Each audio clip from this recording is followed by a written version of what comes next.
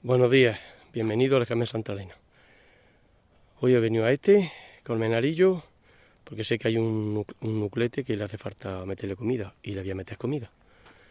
Voy a vestirme, ponerme el mono, que hace muchísima calor, y la careta. Y vamos, a vestirme.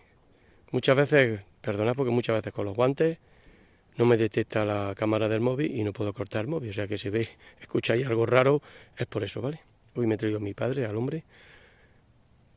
Lo he traído para que le dé una vueltecilla y... En fin, para sacar un poco de la casa, ¿vale? Hoy estoy acompañado. Bueno, lo que he dicho, voy a vestirme y ahora vamos a meterle comida a ese núcleo. Hasta ahora.